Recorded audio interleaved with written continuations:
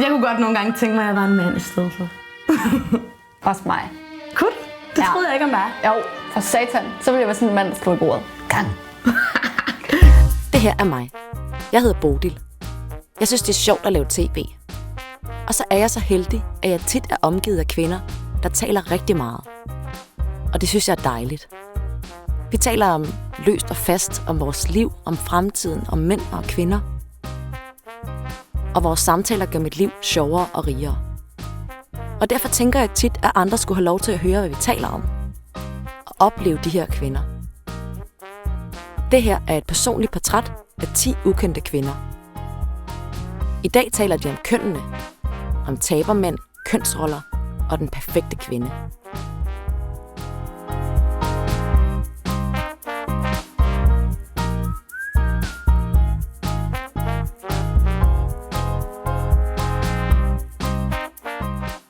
Du har jo alle de her forestillinger om, at sådan er en kvinde, sådan er en Ja, det er rigtigt. sådan værdier har. Altså, jeg kender der virkelig mange bløde mænd. Piger kan til tider provokere mig sygt meget. Altså det der med, at man spiller så meget på sit køn, altså sit køn så bevidst. Så er der forskellige grader af, hvor meget man dyrker sin kvindelighed, og hvor meget man... Ej, nu er jeg bare kvinde. Nu, du skal ikke gå for meget til hende, så begynder hun bare at græde. Men det er jo også okay at spille på det, hvis man er vild med at være kvinde. Ja, men jeg synes da også, at jeg spiller på det, men at der er en måde at gøre det på, at du skal kunne gå i høje hæle, at du skal gå op i helt vildt meget med sminke. Jeg er ikke sådan en intet kønsmenneske. Vel? Nej, altså... jeg er sgu kvinde, og der er sgu nogen, der er mænd, og der er en forskel.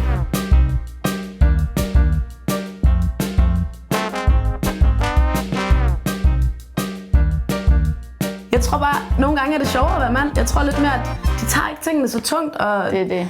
det er lidt mere lige til det hele, ikke? Og så bliver man uvenner, så drikker man en øl og giver en anden klap på skulderen, og så er man gode venner igen. Jeg kan godt lide, at der bliver snakket så meget. Ja. Og det gør drengene bare ikke, de snakker bare ikke. Det er jo også det, vi står og falder på. Altså, vi dør jo ikke af prostatakræft, fordi vi ikke siger, at det går ondt, når det tisser. Altså, der er jo ikke det, der ikke bliver vendt. Jeg forstår, hvad kvinder tænker. Jeg forstår ikke, hvad mænd tænker. I don't get it.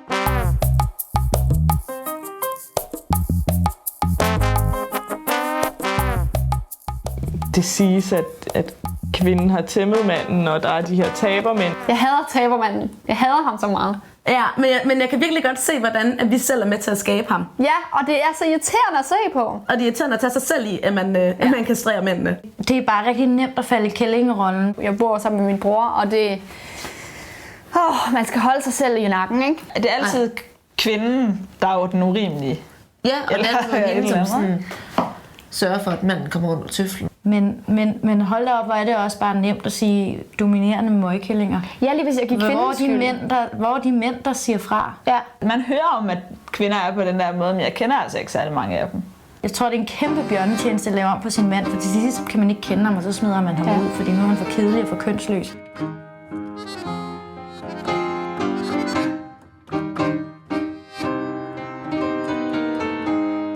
Jeg tror også, det er en udfordring for mænd nu til dags, at vi både vil have en mand, der sådan, som er den der stærke mand, der tør slå i bordet. Ja, det vil Men samtidig så vil ikke have, at han slår i bordet over for os. Altså, han er sådan lidt stillet en umulig opgave på en eller anden måde. Det er rigtigt. De har lidt vattede mænd, og samtidig er det ikke det, kvinden vil have. Det synes jeg er ret interessant, hvad vores samtid har gjort ved manderollen.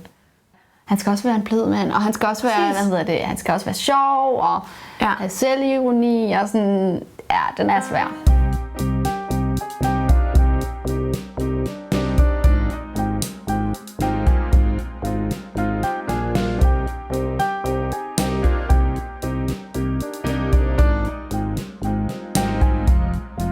Der er ikke ligestilling alle steder. Men sådan som udgangspunkt synes jeg faktisk, vi er ved at være der. Kvinder har indordnet sig efter et system, som mænd faktisk har skabt. Jeg kan huske, da jeg var lille, der tænkte jeg sådan, fedt mand, jeg er pige, jeg skal ikke i hæren. Jeg bliver også lidt irriteret over den der ligestillingsdiskussion. Jeg tror, det er en utopi, at man kan have 100% ligestilling. Fordi ingen er jo 100% lige. Altså, vi er jo ikke ens. Det bliver altid lidt i sådan nogle gammeldags termer. Der er forskel på kønnene, og den forskel bliver fastholdt i, og den bliver dyrket. Jeg tænker, at utopien er at finde den rette balance mellem en accept og en anerkendelse af forskellighederne, samtidig med, at man har lige muligheder. Ja. Fordi jeg vil absolut ikke gøres til et intet køn i ligestillingens navn. Det er en lang proces, men der har heller ikke været ligestilling mellem kønnene særlig lang tid. Nej, det er det. Altså kvinder i Danmark har haft stemmeret i næsten 100 år.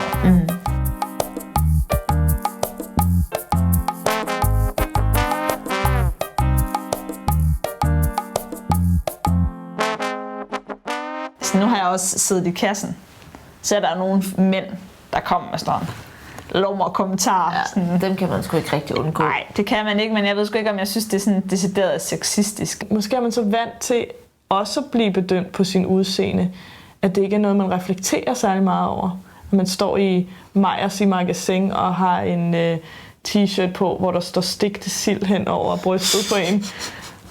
Og så tænker man, der arbejder kun piger her, der ser forholdsvis godt ud. Der arbejder som medhjælper i en vuggestue. Nogle gange var de der fædre, de kom lidt for tæt på, ikke? Lige klappede ind, og sådan, hvor man også bare sådan lidt, hvad får dig til at tro, at det er okay? Det er jo en kønsrolle, eller en objektivering af os på en eller anden måde. Altså, eller honningsnitte.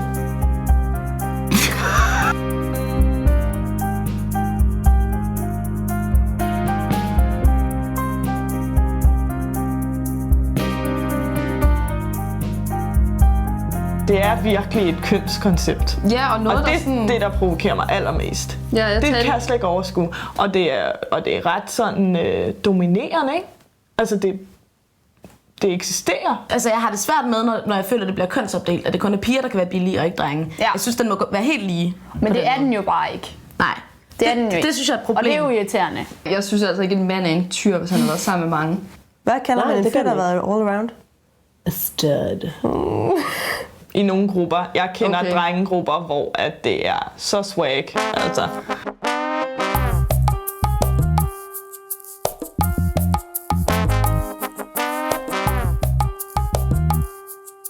Det er et meget grimt ord at bruge om en pige.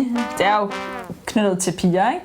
Og folk skal stoppe med at sige det, og folk skal stoppe med at bruge det, fordi man skal bare, altså man skal fandme da bare gøre, hvad man har lyst til. Altså, hvis jeg har lyst til at gå i seng med alle de mænd, jeg møder på min vej, så kan jeg ikke se, hvorfor at jeg er billig. Ligesom du sagde på et tidspunkt, at man kunne godt have et sommerfortsæt, der hed, så kunne jeg være løs på tråden og sådan. Og det er sådan lidt, ja, det kunne jeg godt have, men jeg har jo lidt svært ved det. Altså, jeg synes jo, at kvinder skal have lige så meget sex, som drenge skal med alle mulige. Jeg tror bare, at de også nogle gange skal være bedre til at gøre det for deres egen skyld, og også tage ejerskab over, når de gør det, og sige, jeg gjorde det, fordi jeg havde lyst til at være sammen med ham. Jeg har mange veninder, som sådan, hvis jeg har haft en periode, hvor de har været sammen med mange, eller sådan, så nu skal jeg også lige slappe lidt af. Hvorfor? Hvorfor skal du slappe lidt af? I den situation var det bare så meget nemmere at være dreng.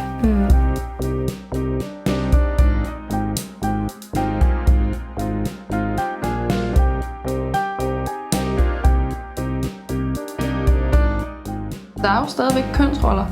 Altså, der er jo stadigvæk mor og far, og mor bruger måske mere tid på børnene. Men det ved jeg ikke, om det nødvendigvis er nogen dårlige ting. Vil du dele din barsel? Jeg så var da rigtig træt af, at alle lidt forventer, at han ikke er lige så meget på som mig. Hvis min på det tidspunkt kæreste eller andet gerne vil det, på barsel skal han da have lov til det? Eller sådan? Jeg tror, jeg ville synes, det var et vigtigt ting. Ja. At alle ligesom forventer, at han stadigvæk altid er mega klar på øl. Ja. Og at alle hans drenge ligesom forventer, at der ikke er sket en stor forskel. Og, sådan, og det er der virkelig. Ja, du er jo bare blevet far. Jeg skal i hvert fald have et andet parforhold, end mine forældre har. Jeg synes fandme stadig, der er nogle underlige arbejdsfordelinger der. Ikke? Sådan min mor, der på 40 år laver med hver dag. Ikke? Så bliver han stemlet som den kedelige. Ja, det gør man. Kedelige, gammel far. Og fordi at sådan, du er manden. Ja. Og det er da uretfærdigt.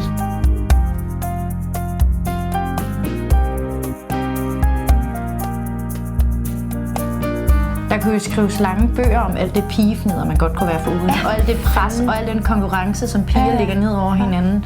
Og piger kan jo være altså, kvinde værst. Det er kvinderne selv, der skaber en idé om, at de skal være perfekte. Ja. Jeg kan sætte mig ind i, at kvinder gerne vil have det hele. Eller at jeg har mange veninder, der stiller utrolig høje krav. Der er mange ting, man skal leve op til. Det synes jeg faktisk, der er.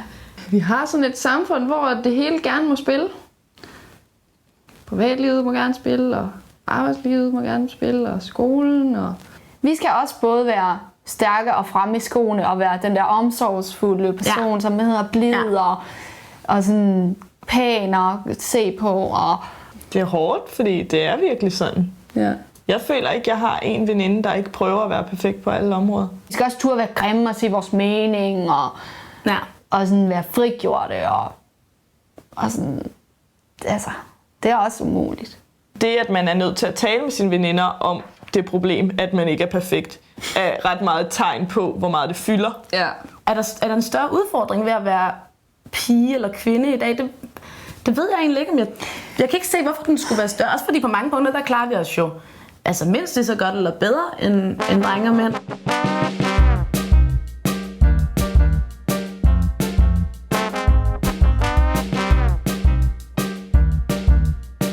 Jeg kan mærke, at jeg står lidt af på alt det der ræs om karriere og om uddannelse osv. Og det tror jeg, at det er noget, jeg skal, for ellers så bliver jeg simpelthen for stresset. Hvis du ikke bliver lykkelig, så er det din egen skyld. Du har hele verden åben for dig af muligheder. Du bliver hjulpet, du får SU, du får din med. Ja. Så hvis ikke du bliver glad, så er det fordi, du har valgt forkert. Er det nu det rigtige, jeg gør? Er det nu den rigtige måde, jeg lever på? Kunne jeg leve sådan og sådan? Jeg er jo selv et produkt af det, fordi jeg kan også godt blive sådan, er det nu den rigtige uddannelse, jeg er på? De valg, du så træffer, altså, jeg synes i hvert fald meget, at du bliver sådan hængt op på dem i forhold til din personlighed. Som om, når du er den type, der læser psykologi, og det kan godt være mega irriterende og mega pres. Man hører selv sige sådan nogle ting om sit liv. Som jeg kunne rigtig godt tænke mig at arbejde i Bruxelles med landbrugspolitik og sådan. Fuck, det kører for dig! Og jeg hører mig selv sige det, ikke? Og lyde rigtig vigtig og klog. Og så sidder jeg bare og tænker, nej. Det ville være nemmere, hvis man bare overtog gården. Det ville sgu være lidt nemmere nogle gange. Og hvis ens far bare bestemte, at man skulle gifte sig med. Ja. Hvorfor kan han ikke bare? Kan du ikke bare finde en passende mand?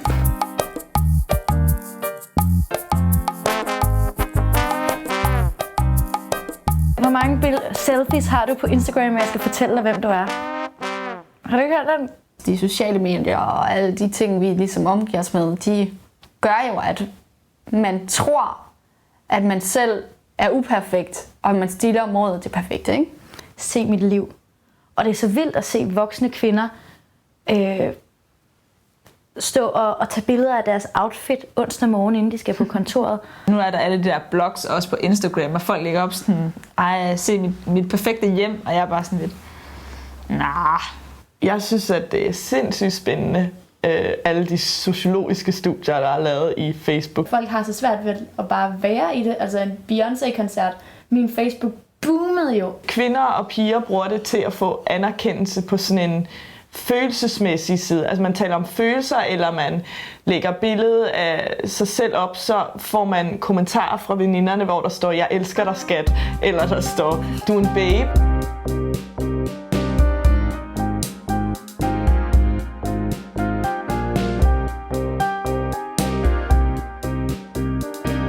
Det er en forfærdelig tendens, at der er nogen, der bestemmer, hvad det perfekte liv er. Ja, det er nemlig også det. Fordi at der er nogen, der vælger at sige, at sådan skal det se perfekt hjem. Ja, for det er sådan også skal det. din kæreste se ud. Der skal du tage ind og rejse. Der skal du drikke din rødvin. Der skal du gå på café og sådan noget. Det synes jeg er forfærdeligt. Jeg synes ikke, det er forfærdeligt, at folk yder deres bedste og går efter et eller andet mål. Men det er rigtigt, det er det der med, at det perfekte er én ting. Altså det perfekte for os alle sammen er at bo i Bo Bedre-katalog og være vildt tynde og mega lækre og have de rigtige politiske holdninger og læse de rigtige bøger, høre det rigtige musik og drikke den rigtige øko et eller andet. Jeg tror virkelig meget, det er noget, vi sådan skaber i os selv, og måske også skaber sådan imellem hinanden internt, at vi ligesom får bildt hinanden ind, at det næsten ikke kan blive perfekt nok. Så jeg ville ønske, at der var sådan en større tendens til, at sådan, det lyder virkelig klichéagtigt, men sådan, altså, hvad er det gode for dig? Ja. Hvis det gode helt seriøst bare er for dig, at bo på landet i det der lille hus, og få Villa Vorsø og Volvo, og hvad ved jeg, så er det sgu da okay. Ved I hvad, I kan have Nørrebro for jer selv. jeg har fundet manden i mit liv, og jeg chiller med min frisørsalon, at på en eller anden måde, så er det der også nogle gange os andre, der tager grin, at vi halser efter en eller anden illusion om, hvad, det er ikke fordi, at jeg siger, at vi ikke gør, hvad vi har lyst til, men hold op, hvor er det også bare befriende, at der er nogen, der siger, okay, udadtil, så ser det her ikke super nice ud, men jeg har valgt et liv, som er rigtigt for mig. Altså, jeg prøver virkelig at skrue ned for min sådan fordømmelse af andres liv, fordi jeg synes virkelig, at det der med, det skal være på en bestemt måde, det bliver rigtig for meget, ikke? Men man kan jo godt nogle gange selv, når at der er nogen, der gør et eller andet, hvor man sådan tænker sådan, what? Hvorfor gider de det?